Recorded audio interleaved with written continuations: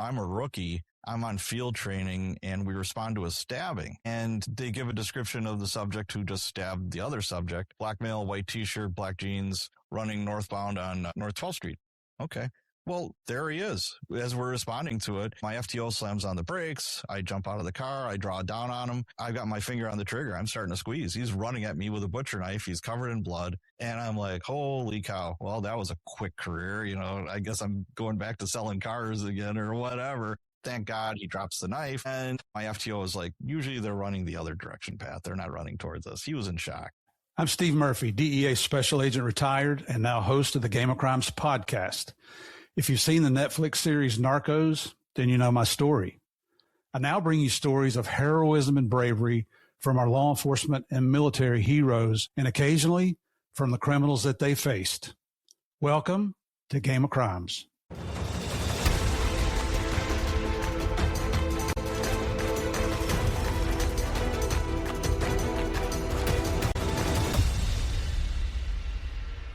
Hey, gang, welcome to this week's Game of Crimes with Murph in the Morning.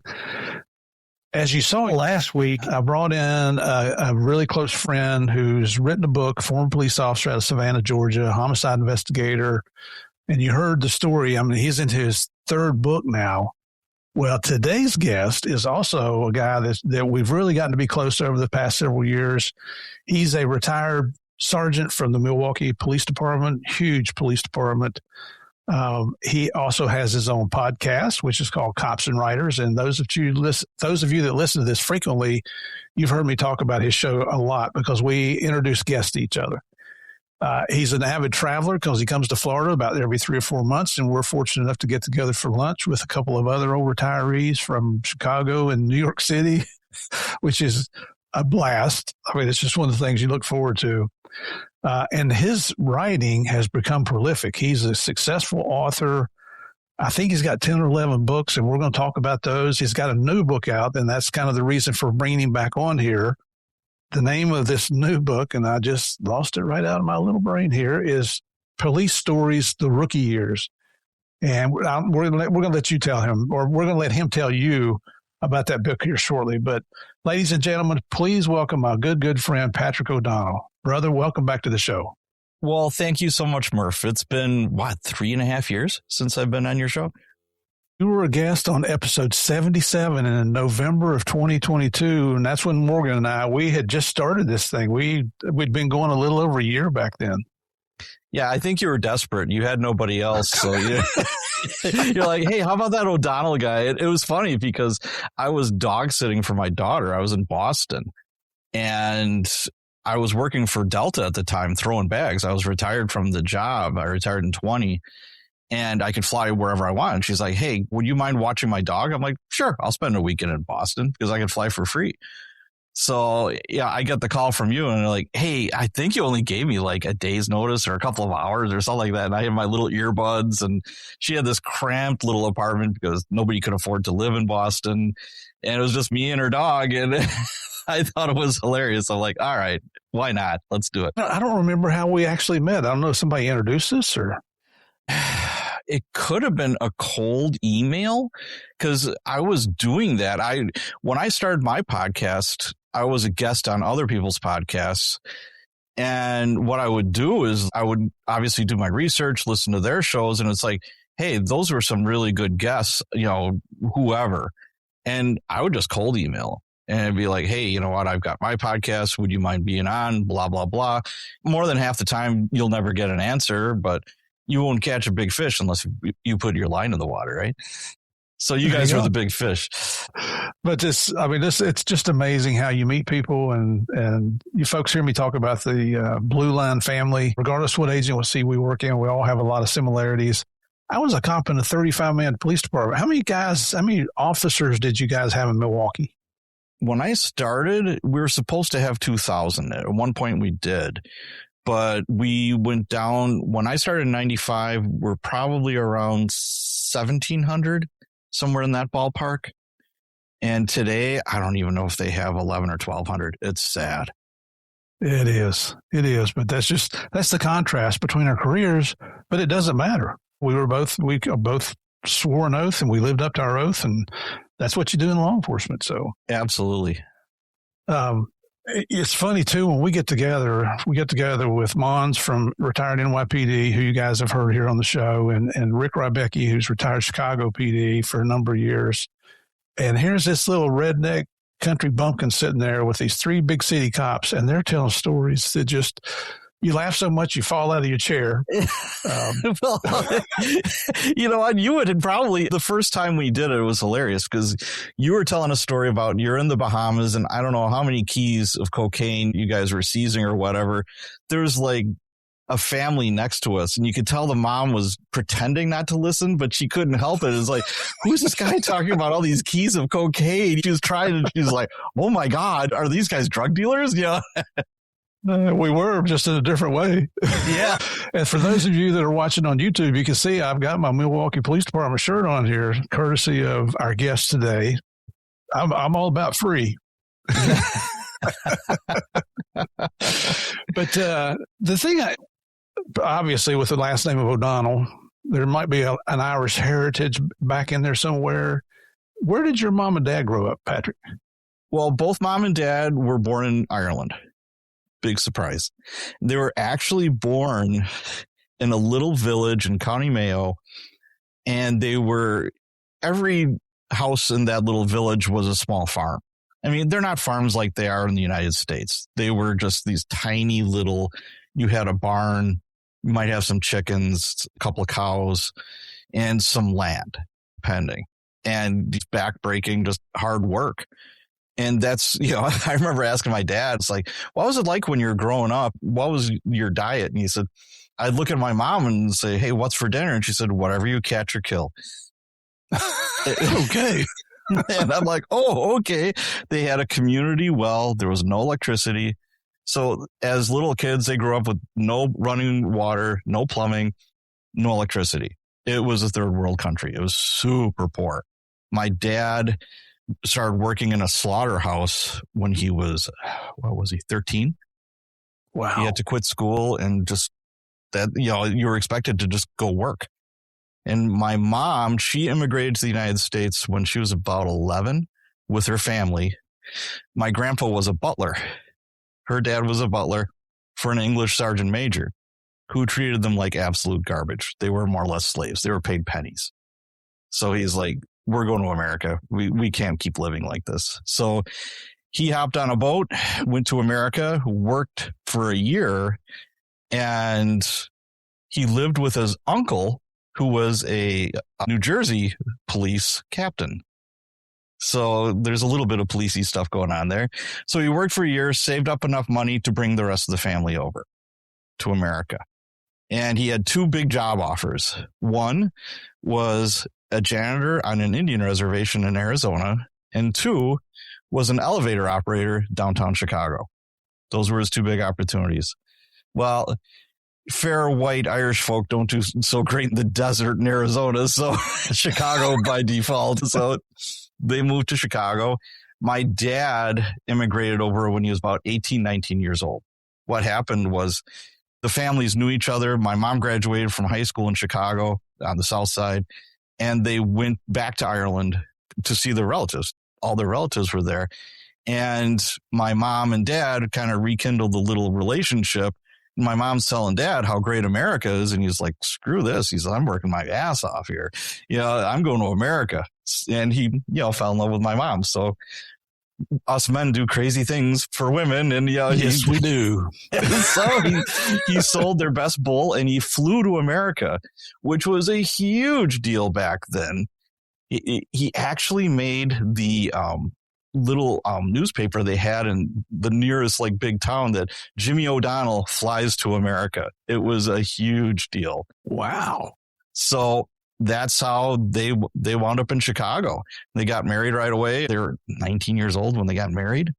And good Irish Catholic families started having babies right away, and et cetera, et cetera. And that's how I came into being. I was born on the south side of Chicago.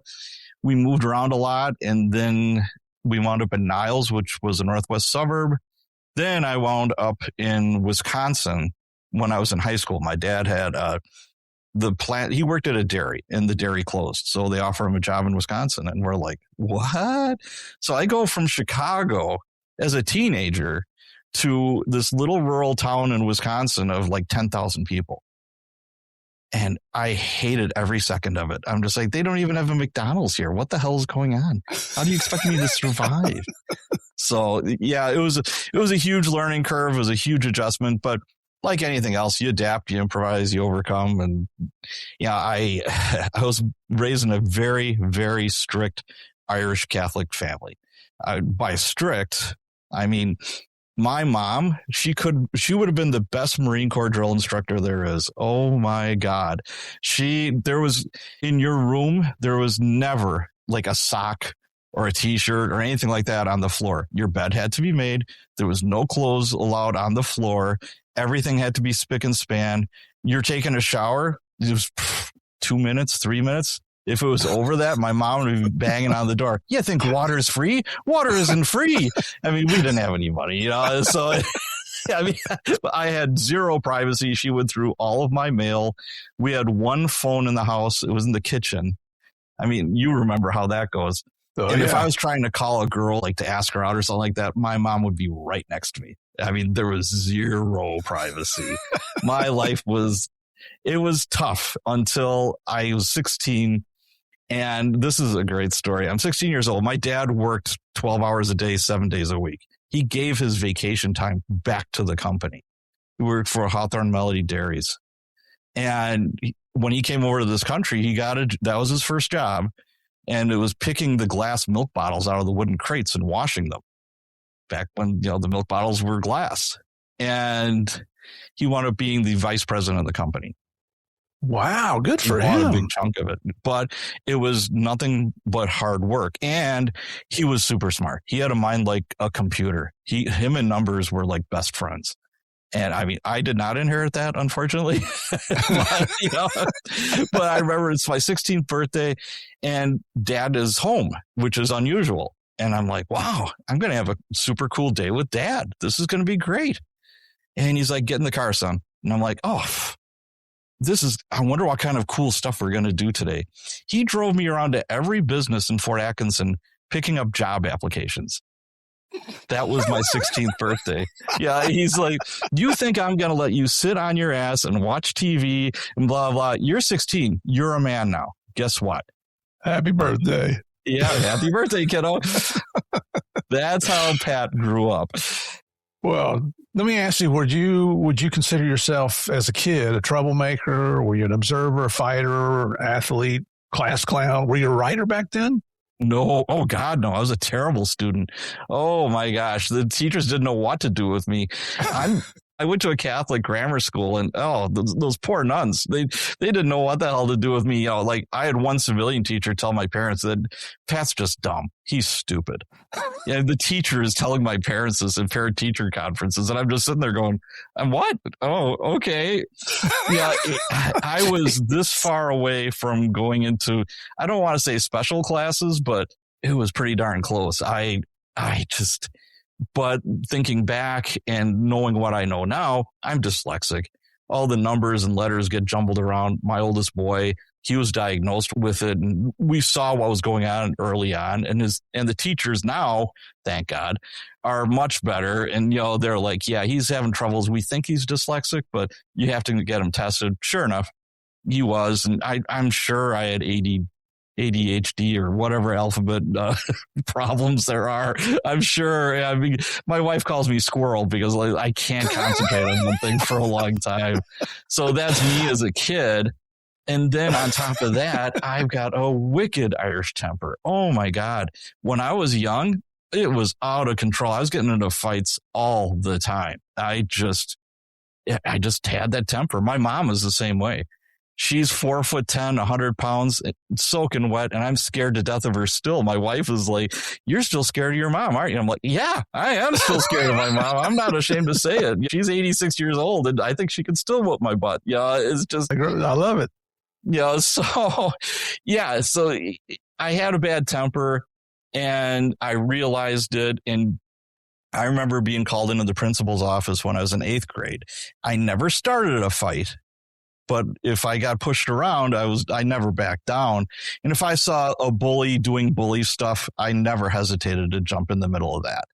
So I had 8th grade. This bully is bullying my buddy who had all kinds of heart ailments, and he was very weak. So he's pushing him around, and I just got into it, and I knocked out his front tooth. Oops. And the teacher walks in, he's on the ground, and I'm just pounding away on this kid. And he's just like, both of you, Sister Teresa's office now. So here's this kid. He's got a paper towel with his tooth. One there, and he's got his other hand where the socket is, and he's bleeding. And we're taking the long walk to Sister Teresa's office, and I'm like, I'm so screwed. I'm gonna go to jail. I'm gonna whatever. So she's like, sit down, boys. It was like the Blues Brothers. If you ever watched the beginning of the Blues Brothers with the nun, and she's just like, okay, who started it? And the kid was like, I did. He manned up, and she's like, Patrick, you can leave. And I'm like, oh, see ya. I mean, that's substantial battery in today's world. That's a felony. I mean, I'd be going to jail. So, but they did call my parents, and my mom was like, anything happened at school today? No, not much. Oh, okay. And I'm like, I mean, when I graduated from 8th grade, I remember my grandpa gave me a pair of brass knuckles. This is a true story. He says, you know what? You might need these. He said, I know how you are. He said, just don't go to prison. You'll break your mother's heart. And I'm like, okay, I promise you, Grandpa, I'll try to stay away from that. So, yeah, I recognize the temper issues. And actually, one thing that really helped me was when I got out of high school, I really got heavy into martial arts. And that I highly, highly suggest some kind of martial art for kids. You know, jiu-jitsu is like super popular right now. Back then it was taekwondo, kickboxing, boxing. Just it's so good for children, and I wish more kids would do it. Yeah. It's funny you mentioned that about the squirrel thing, because my last position at DEA before I retired, I was a director of a center, and there was just so many things going on. You're working on something, and somebody brings you an issue, and it's like squirrel. So they had a retirement luncheon for me within the center, and then we had a retirement dinner later the DEA put on. But my executive assistant, everybody got to get up and speak first, then I'm the last to speak. And they knew I was going out because of the narco series coming up and all that stuff. And as I'm talking, and you're trying to think of words that are encouragement and thank people for what they did. And all of a sudden, somebody hold up a sign with a squirrel on it in one part of the room. And I'd look over there and I'm like, you son of a gun. And I'd start talking again. And then in the back room, somebody'd hold up a squirrel sign. So I sympathize with you on that, because I was the same way. Oh, God, yes. I'm still the same way. You kidding me? Oh, gosh. So what was it that brought you into police work? Was it the excitement, the adrenaline, the identity of being a cop, or was there something deeper, like you just really want to help people? I mean, it sounded like you did because of the bully thing. Yeah, I think I had that in me, where I always wanted to fight for the underdog. I hated bullies, and that's more or less what cops should be. You should be defending the weak, the ones who can't defend themselves. But I can't deny, first in the 70s and 80s, all the TV shows, Chips, SWAT, Beretta, Hill Street Blues. I mean, there was just a myriad of them, and they were all awesome. I mean, they're not realistic, but man, they were fun to watch. TJ Hooker. It was, as a kid that's impressionable, you're just like, wow, this is so cool. Do this for a living? Hell yeah. And I mean, and at the same time, I was a pretty decent musician, and I started college as a music major. Really? So yeah, I was going to be a band director. I wasn't good enough for performance. I played in jazz bands and doing stuff like that, but to make your living playing an instrument, you have to be such top tier. It's like, I would love to play in the NFL. They would laugh at me. I had Jay Dobbins on my podcast, and the guy's a stud. The guy, he went through high school. He was the football stud. He got a full scholarship for ASU, and he was just the standout. He goes to the combine, and he's competing against Jerry Rice and Al Toon. And Wow. he said, it wasn't even close. The coach pulled him off to the side. He says, you're good. You're fast, but you're not Jerry Rice fast. You're not Al Toon fast. There's the door. Yeah. So in one little workout, boof. So it's at the same time, I'm growing up in Chicago, and the Chicago PD, they got the flashing blue lights. I see the squads doing all their policey stuff. And as a kid, that's fascinating. And you're taught to respect the police as a wee lad, actually fear them more than anything else, just to stay away from them. And I was maybe about 11 years old, maybe 12, somewhere in that ballpark. Our neighbors, the police were executing a search warrant on our neighbor's house. Now, these houses are really close together. And I'm standing in the kitchen, and I'll never forget this as long as I live. I'm just standing there, and here comes the stack with the Ram. And I look in our backyard. They're all SWAT operators, all kitted up. And there's a guy with an M16 and another one with a shotgun in our backyard, covering down on the guys that are doing the entry. And I'm just like, Mom, look, Mom, look. And oh, Jesus, Mary and Joseph, what's going on? So the door goes down. They're pulling people out by their hair. And I'm just like, my jaw's on the ground. And I'm like, holy catfish, Batman, this is awesome. And I'm like, I want to do this for a living. So fast forward, I'm in college. I switched my major, and I'm in law enforcement now. And I was offered an internship in Milwaukee, Wisconsin with the sheriff's department. And at first I wanted to go to Madison, because the Madison PD, because all my buddies were in Madison. I had a place to stay. I would probably get into trouble because I'd be having too much fun, but hey, this is 19. I'm 21 years old, maybe 20. And I'm like, okay, I interview with Madison, and they're like, well, you're going to have to write like 6 research papers. Most of our interns are Rhodes Scholars. And I'm just like, and I'm thinking to myself, well, I just got kicked out of school about 2 semesters ago, and I'm back, and I'm like, I asked him, I said, am I going to do like police stuff? Am I going to do ride-alongs and, work in the jail? And he says, very little. He said, this is more academic. And I'm like, no, thank you. So then I go to Milwaukee, and he's like, you're going to spend all your time on the street. I'm going to put you in the jail for a month. And then after that, I'm going to release you to the hounds. And I'm just like, oh, hell yeah, sign me up. So I got bit by that bug, and it just didn't leave me. And you spent how long with Milwaukee PD once you were hired?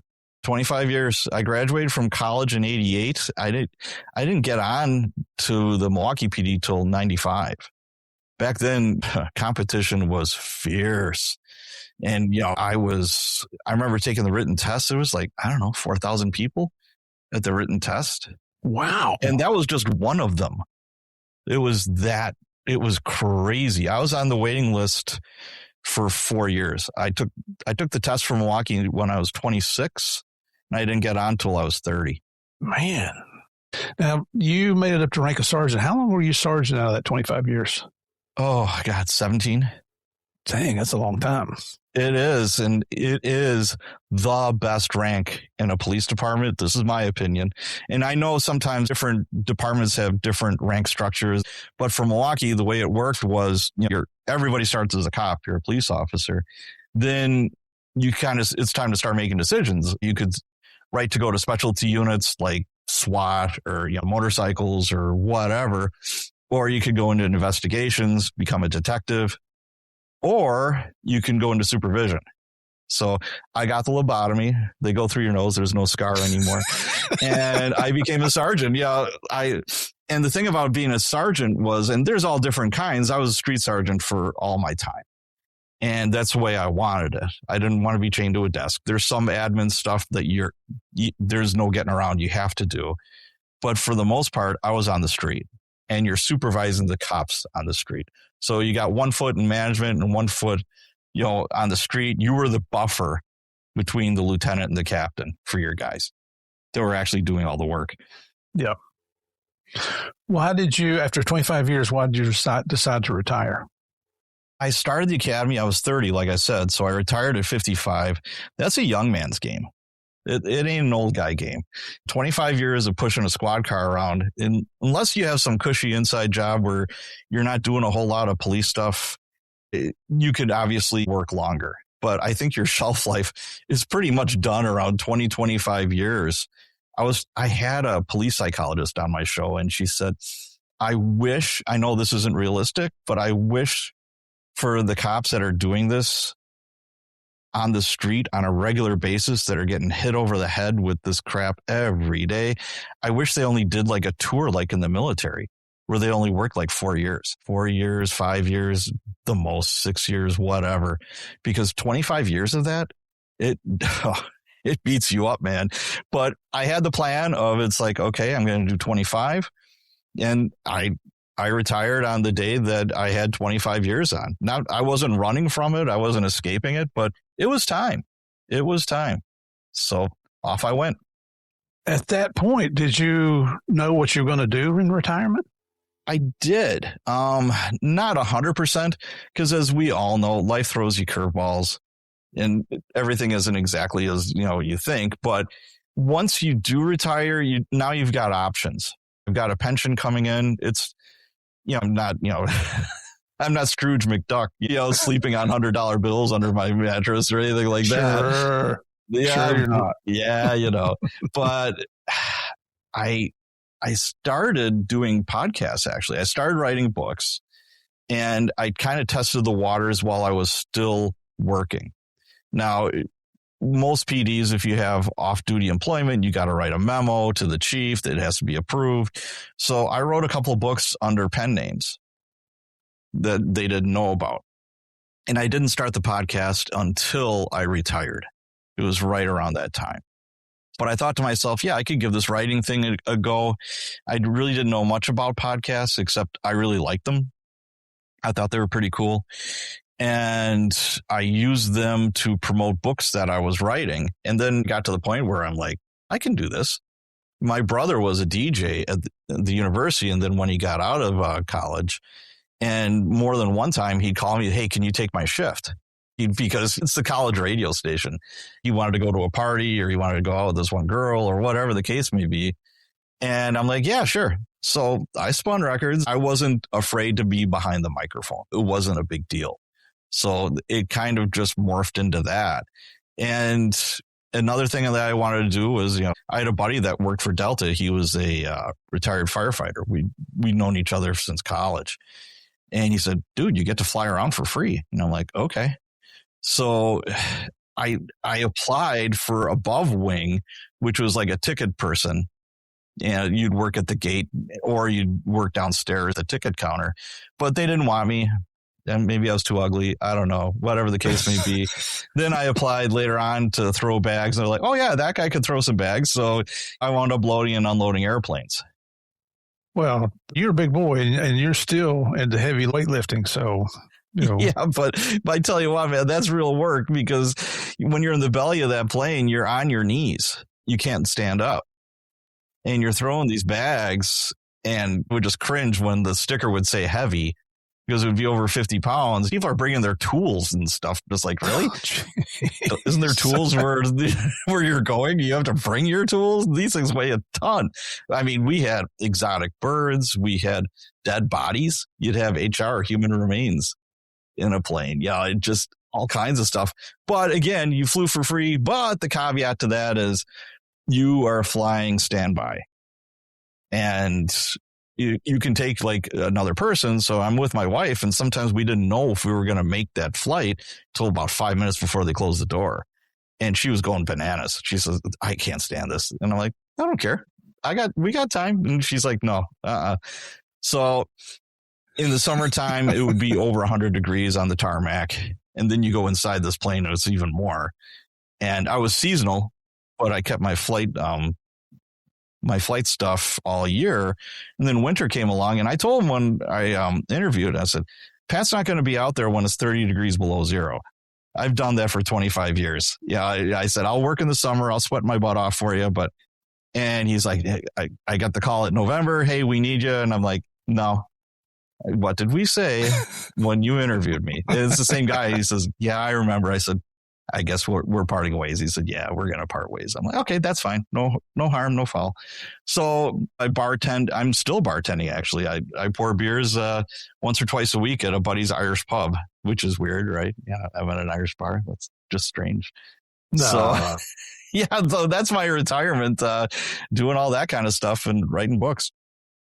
Well, so, I mean, how did you get into writing books? You told us you got kicked out of college. I don't know why, but I'm sure it was a good cause. It's something you didn't do. Well, I got kicked out of college because of bad grades. You're talking about dyslexia and things like that. Where did the writing bug come from? I never really had it. The closest thing to it was my mom was a clerk typist for a while, and she would have to come home and practice for typing tests. Back then, she was a secretary, and you had an expectation of being able to type X amount of words a minute, and it was on a typewriter. So I thought that was cool. So I would do them with her. And when I was in high school, I took typing, and everyone was like, "Oh man, why are you taking typing?" And if I do go to college, I didn't know if I was going to or not. I didn't want to pay people to do my term papers because back then that's the way it worked. Or B, you realize what's in there. A lot of cute girls. That's what's in typing class. You go. So that's why I did. But it was a life skill that, still sticks with me, obviously. And I'm super happy that I did it. But as far as writing books, like I mentioned before, I'm living in Madison. I was a restaurant manager. I sold cars. I bartended while I was waiting to get on the PD. And I sold cars for 4 years. Then I finally got on the police department. I had people that would hit me up and they're like, "Hey, is this a good deal?" They all knew that I sold cars. And I'm like, yeah, that's not bad. How can I talk this guy down more? How can I nobody likes going to buy a car. It's a pain in the butt. Right. And somebody, I don't know who it was, is like, "You should write a book about how to buy a car." And I'm like, oh, please. What the hell do I know about writing books? So they're like, "Come on, you should." And so it was a glorified PDF. I threw it up on Amazon. It's called I Never Wore Plaid, Insider Secrets on How to Buy a Car. Yeah. And people other than my mom bought it. And I was just like, holy cow, like 1,000 people bought this book. And I'm like, okay, I might be onto something. So what happened was during my career, of course, I had to get a divorce because that's what happens when you're a cop. And I wrote a book about my divorce, and I did all these things under pen names. Then I had a buddy that was doing the same thing. He was a fellow sergeant, and he was working on his doctorate. He wanted to be a professor when he retired. And he just started writing this post-apocalyptic book, put it up on Amazon, and the story was good. The cover was terrible. The editing was not the best. And he made a ton of money off of it. So I'm like, he might be onto something. Oh, okay. So I'm like, maybe I can do that. So I wrote a post-apocalyptic book that went absolutely nowhere. And I'm all right. But I was going to conferences. I was going to writers' conferences. And somebody that knows a lot more about this stuff than me came up to me and said, "You're writing the wrong books," because everybody knew I was a cop. I mean, I wasn't wearing a T-shirt. I didn't have a sandwich board, but you know what it's like. People just figure it out. And they were coming up to me and they're like, "Well, my character is doing this. Would you need a search warrant? Or is this even kind of realistic? Blah, blah, blah." He said, "Look at this." He said, "People are coming up to you and they're asking." He said, "Write a book with this, or write a couple of books." So I called it Cops and Writers, and they were more or less instruction manuals for writers. And it was Cops and Writers, the Academy to the Street. The second one was Cops and Writers from the Academy. I'm sorry, Crime Scenes and Investigations. And they sold like hotcakes. My mind was blown. I'm like, holy cow. Here's this guy who got kicked out of college, not once, but twice, for bad grades. Now I'm selling all these books. And one of those books actually wound up in the Harvard bookstore. Harvard. That's the closest to Ivy League I will ever come in my lifetime. And I was just like, holy cow, I think I'm onto something here. So in order to promote the Cops and Writers books, I would go on a ton of different podcasts. And I'm like, you know what? I can do this. So I started the podcast, and actually it took off. It's been successful. And then I started the Cops and Writers Facebook group, and it's more or less dedicated to answer other writers' questions about police work. So I've got law enforcement pros from all over the world. I got 8,500 people in this group. And it just turned into a monster. The Wall Street Journal did a story about me and my group. And I was unsolicited. And at first I thought he was punking me. I thought it was a practical joke.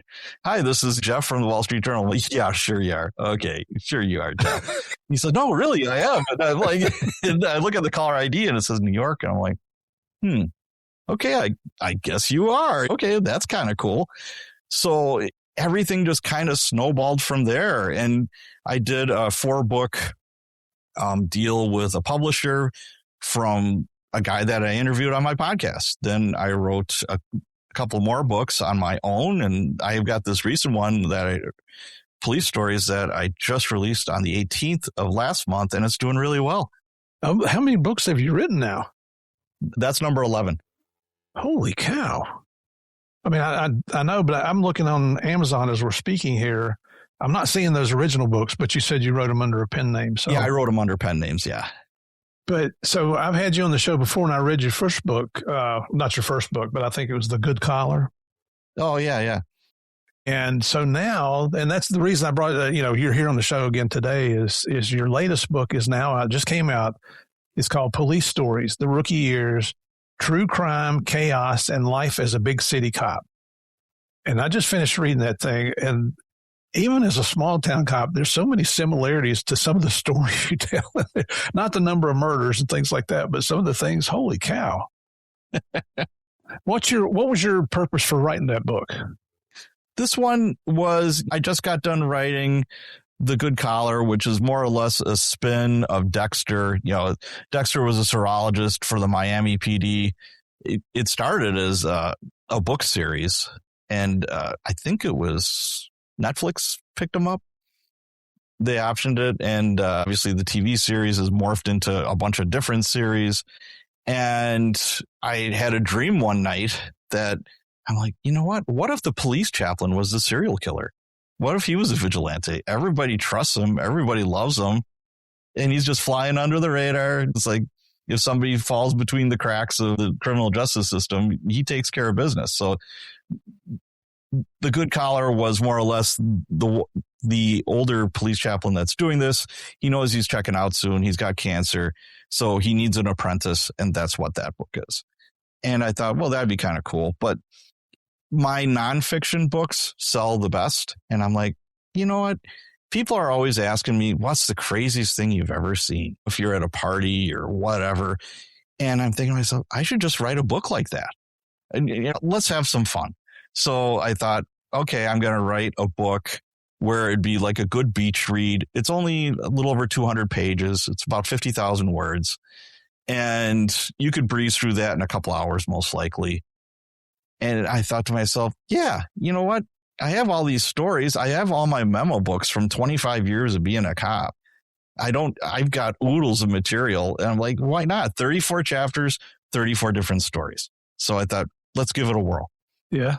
It's funny you mentioned that as a beach read, because that's exactly where I read it. At the beach. That's what it's meant for. And now I got to be honest with you, it took me a little longer than 2 hours to read it. But I guess I'm a slow reader. Well, I know I'm slower than you. I don't think so, but I'm telling the listeners here, if you're really curious about what really goes on the street, whether it's the good, the bad, the funny, the sad, whatever it might be, Patrick's putting it out there. And it's everything from going to homicides to answering just regular calls, not having a break during your shift, working overtime almost every freaking day, having to team up with partners that you really don't get along. It was funny, the one where you rode with a female, she couldn't stand working with you, and then you rode with her partner another time, and you guys turned out being best friends. Yeah, we became buddies. Yeah, it was funny. Let me ask you some questions about what the writing, especially when you're doing these memory books like this. Was there anything that came back to you while you're writing, especially these newer books, that you weren't expecting, the good or the bad? Both. Yeah, on the book description, it starts out with, I'm a rookie.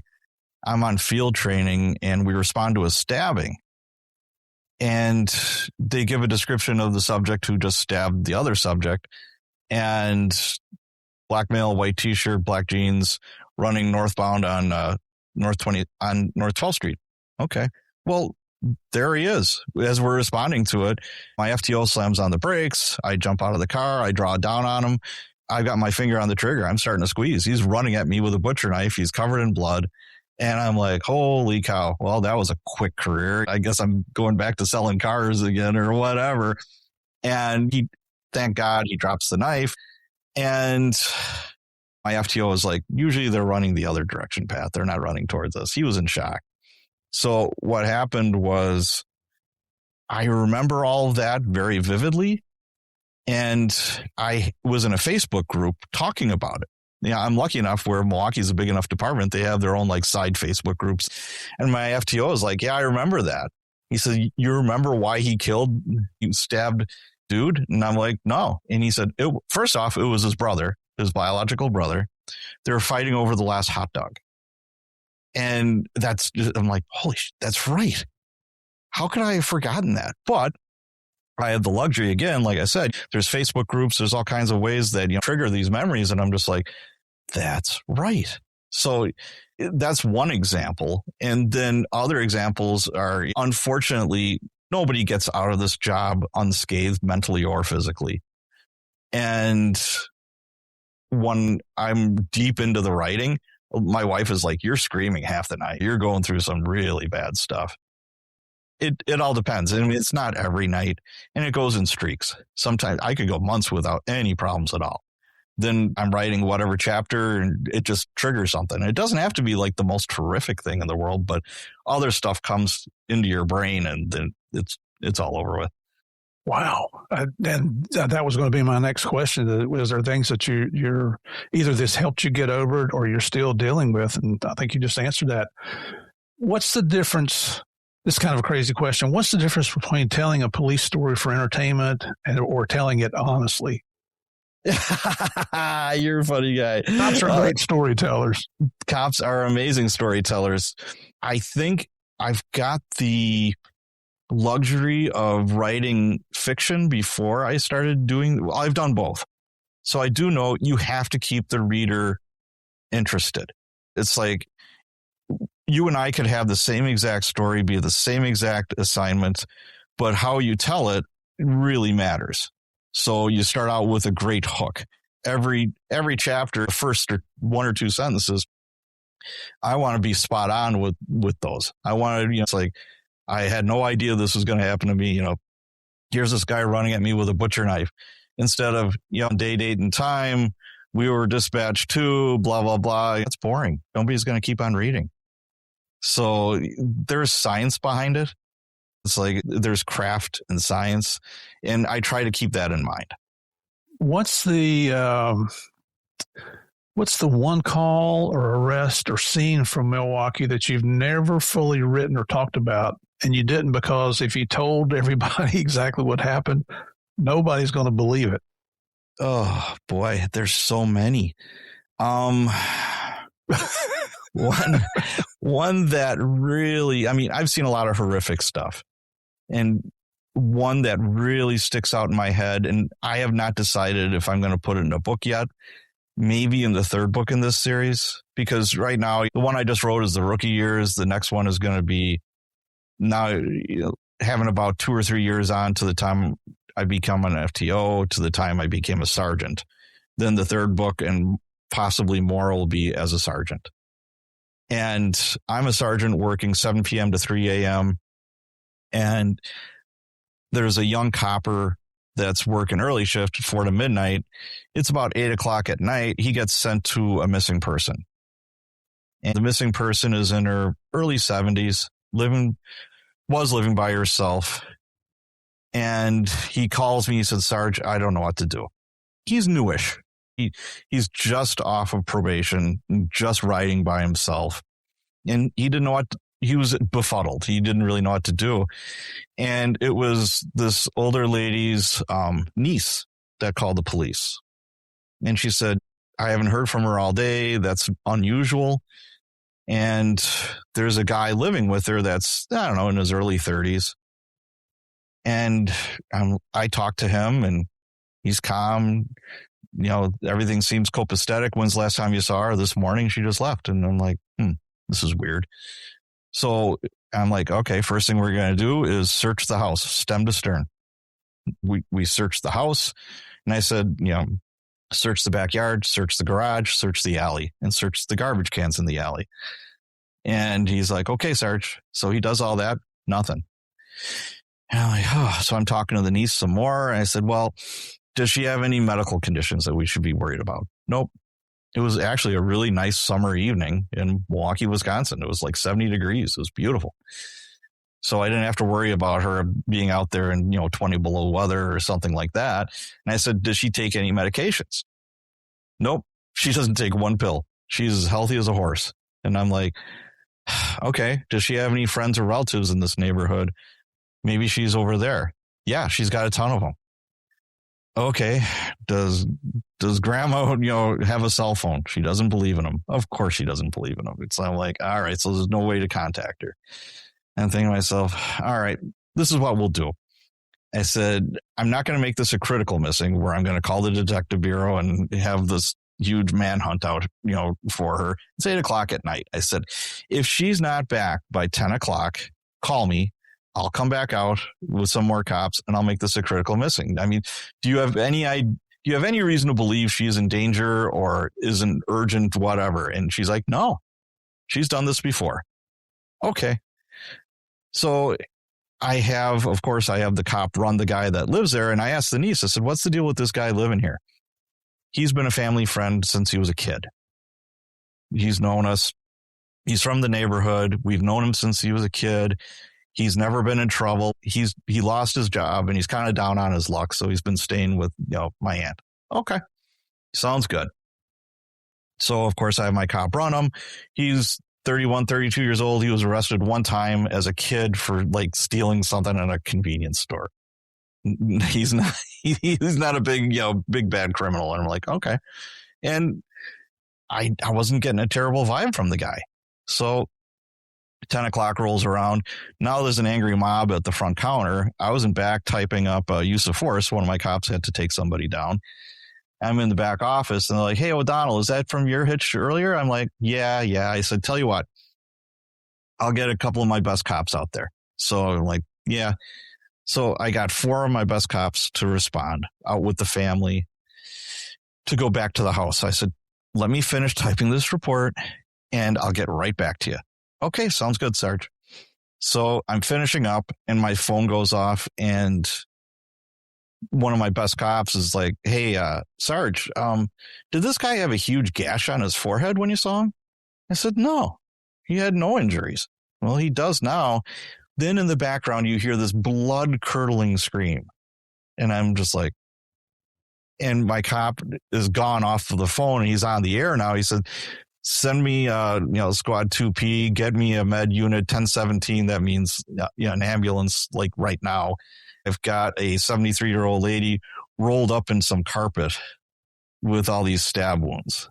What happened was he killed her at 7, 8 o'clock in the morning. They had a huge argument. He killed her with a frying pan and then stabbed her a bunch of times, put her in the basement under a bunch of boxes. She was a tiny lady. She was like 4'9", 4'10", maybe 90 pounds. And we walked by her a couple of times when we were searching the house. We had no idea.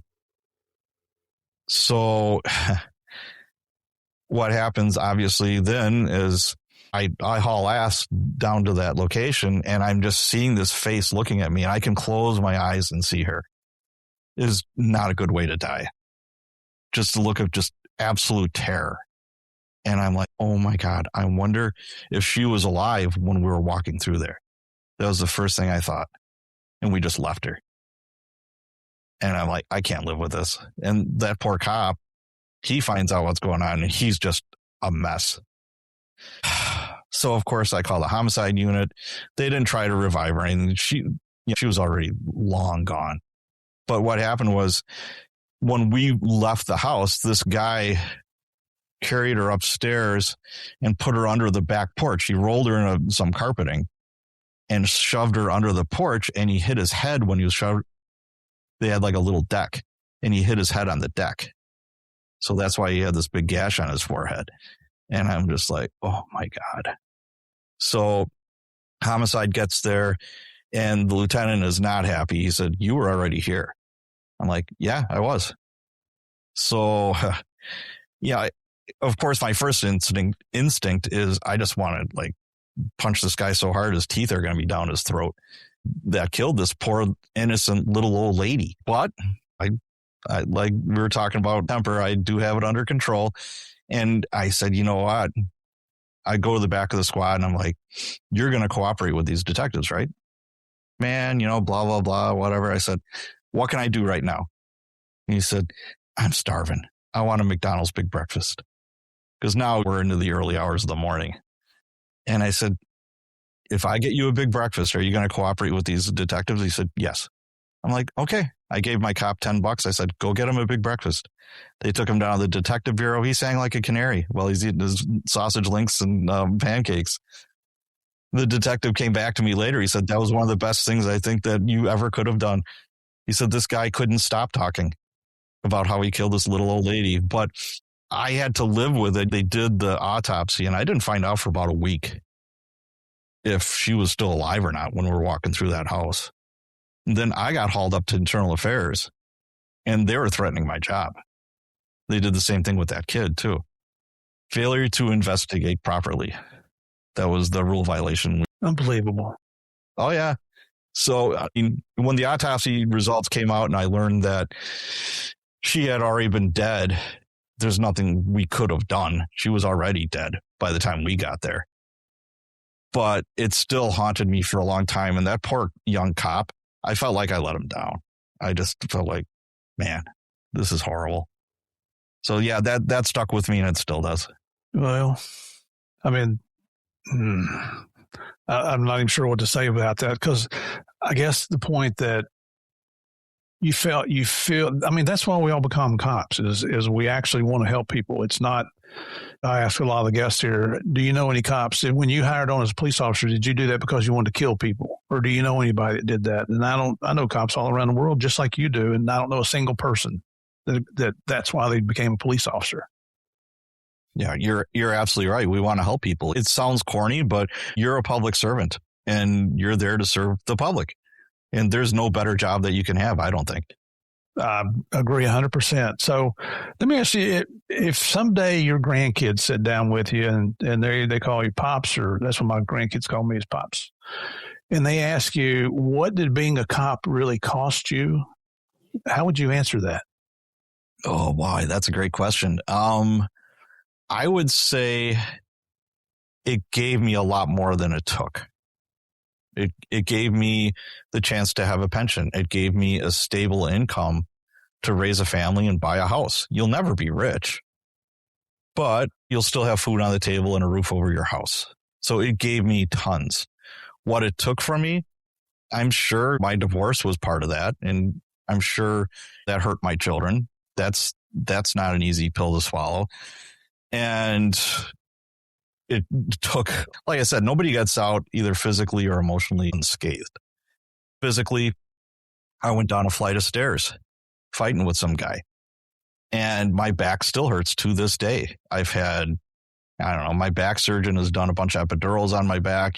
That's one of the major reasons why I work out so much, because I need to keep working out and keep my core strong and everything else. I've broken my hands. I've broken my finger. I broke my wrist. I mean, nobody gets, if you're on the street doing police work, nobody gets out of this unscathed. And emotionally, same thing. I mean, I remember with my first wife, it's like, well, we should go to marriage counseling.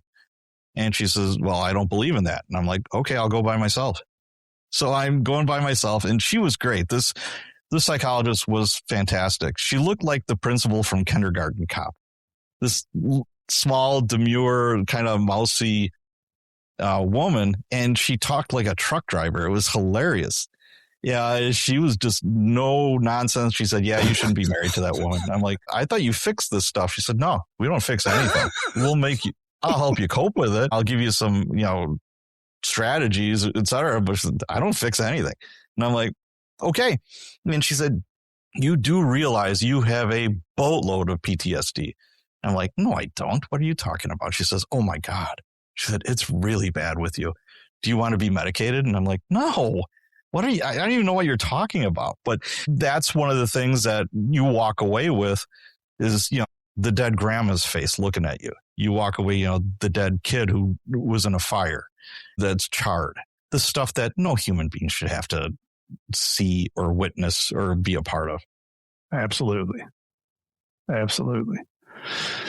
One more question here. So when people hear your stories years from now, you'll probably be retired from being a writer. What is it that you hope that they understand about the men and women who live this job for real? What I want them to understand, and probably, you asked me why I wrote this book, is I wanted to shed some light on what it's really like. There's a pendulum that goes on in this country with police. Either we're superheroes, everybody loves us. There was a time when that was actually going on. Or we're completely demonized and we're all these horrible, horrible people who, we're fill in the blankism or whatever. We're just terrible. And right, we're neither of those two things. We're people, for God's sakes. And we're human beings. Human beings make stupid mistakes. They do incredibly heroic things. And despite themselves, and they just want to live and have a happy life and make a living and help other people. That's what I wanted to convey with the books. That's what if somebody was going to ask me, that's what I would try to convey. Very good. Very good. And like you said, you don't go in this for the money. But like I said before, you could raise a family on it. If you work a lot of overtime, and really hump, you can make some. But again, you will shave years off your life. But hopefully, I'll fight that. Who knows? Yeah. Well, you're staying active. You're doing a lot of traveling. You're getting plenty of exercise. You're keeping your mind occupied. That's a lot of it. Keep moving, baby. Keep moving. Yeah. We both know cops who have come out and didn't have a plan when they retired, and it's not long after that we read about their obituary. Oh, it's so sad because I knew guys that were these high-speed cops that were in great shape, that were fantastic cops. They were role models. They retired, they got zero plan, and before you know it, it's a couple of cocktails here and there, and now it's a six-pack, now it's more every day, and they got these big pot bellies, and they have all these health issues, and you know where it's going. They're not going to live long, happy lives after retirement. So keep moving, baby, and try to stay away from the bad stuff. Yep. Well, and I see what you're doing now. I mean, obviously, you're writing books. We talked about that. You're hosting this successful podcast, Cops and Writers. And for those of you that haven't heard that yet, you've heard me talking about it on the show multiple times. Go check Patrick out because he has some fantastic guests on there. You're working with aspiring writers through the Cops and Writers scene. You're frequently traveling around, especially coming down to Florida. So I guess what do you see? Where do you see Patrick in 5 years or 10 years from now? 5 or 10 years from now, hopefully in Florida. That's where we're planning on moving to. I mean, I've had enough of Wisconsin winters. Since I was 16, I was working outside most of the time. And boy, that gets old really fast. I just want some warmth. But both my parents are still alive. They're 86 years old. They live in Chicago. My mother-in-law is alive. She lives in Virginia. And we're trying to be available to them as much as possible. Yeah, I go down and see the folks about once a month. I don't know what the future has in store for that, but my main thing is taking care of mom and dad as much as I can now, and then relocate to somewhere warm. I would really, really, really like that. So that's the plan. And as far as the podcast and the books, I'm just going to keep on doing it till I'm not having fun with it anymore. Exactly. That's kind of the way I look at the podcast, and I love what I'm doing here. Me too. Absolutely. And you got a great show, Steve. You got a great show. Well, thank you. And a lot of it's due to you, because I got to tell you, folks, here in a few weeks, let's see. So this is coming out. So about 2 weeks from now, my guest on the show is going to be a guy named Jack Carr. Jack is a very prolific writer, former Navy SEAL. He, through Patrick, invited me and Javier to be on his show, Danger Close, just a couple weeks ago. And then he agreed to come on my show. And all of that is because Patrick made the introduction. So it's what a lot of my success is shared between the both of us, because we refer guests to each other, people that we think would be good for each other's show. And that's what you do. We're not in competition with each other. Yeah, we both have true crime podcasts, but it's not a competition with each other.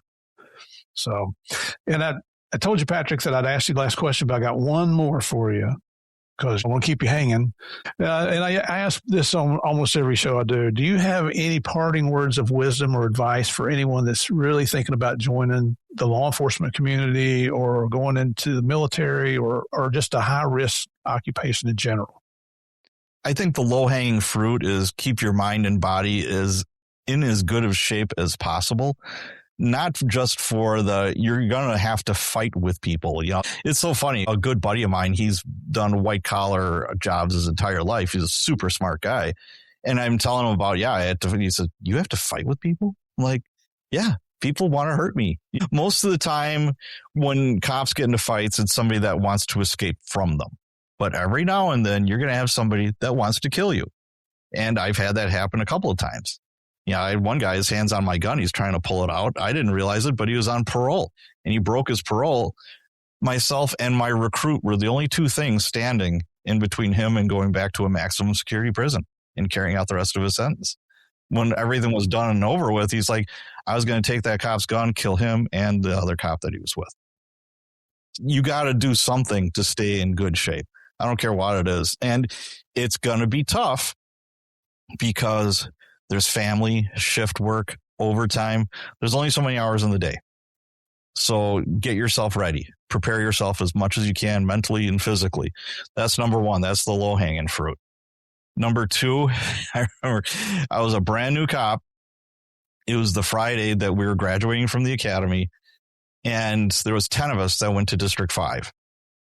And we go into the conference, the desk sergeant shows us where the locker room is. We get a locker. Everyone's all excited. Man, we're cops now. This is so cool. And this sergeant puts us in a conference room, and the captain comes in. You meet the captain. We all snap up to attention. He's like, sit down. And this captain was one of the best captains I ever worked for. He was a Vietnam vet, Marine. He always had his Marine Corps coffee mug and a cigarette. Yeah, the guy was just tough as nails. His uniform, you could cut yourself on those creases. But he was so smart. He was so intelligent. So he walks in and he's like, sit down. He's like, all right, what's gonna your career? And we're all looking at each other. We're like, not doing this report or not doing that. And blah, blah. He's like, nope, booze and broads. He said, yeah, I expect you to do stupid stuff when you're new. You're new. You don't know anything. You went through the academy. They shoved your head full of knowledge and this and that, which is good. But you're going to learn how to be a cop now. And you're going to do stupid stuff. You're going to make mistakes. As long as your heart is in the right place, I got you. I got your back. Back then, the captain of that district ran the show. That was their little kingdom. Mm-hmm. And I mean, you didn't dare cross him, but he was just such a good guy. And it's like, I see all these cops, their careers go down the hill. They get torpedoed with stuff they do off duty. He said, once you walk out that door, I don't have you. I can't do anything for you. And he said, relationships, love interests, and booze, he said, don't mix. And that's where most cops go down the shitter. And I'm like, oh, okay. 25 years later, he was spot on. I had to see it all the time.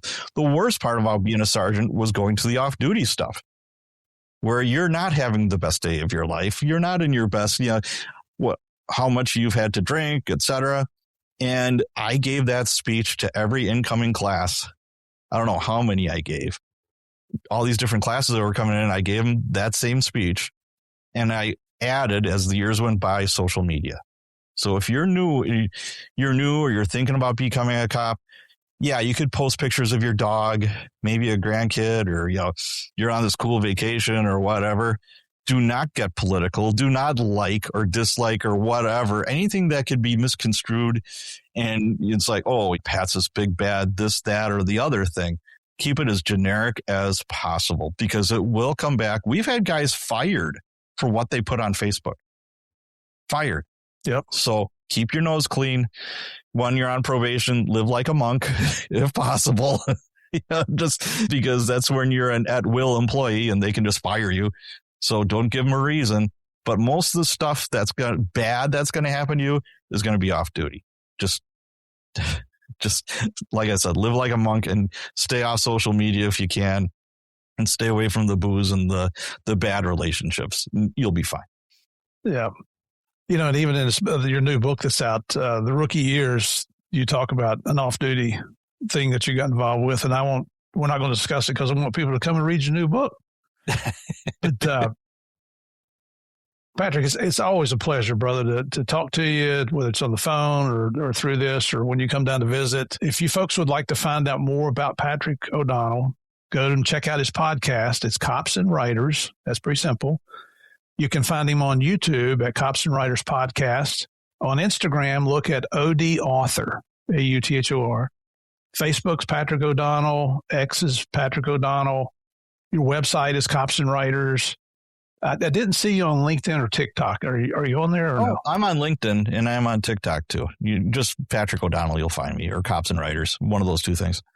There you go. And maybe I misspelled with my fat thumbs. I don't know, but a collection of books like you won't believe. The latest here again is Police Stories, The Rookie Years.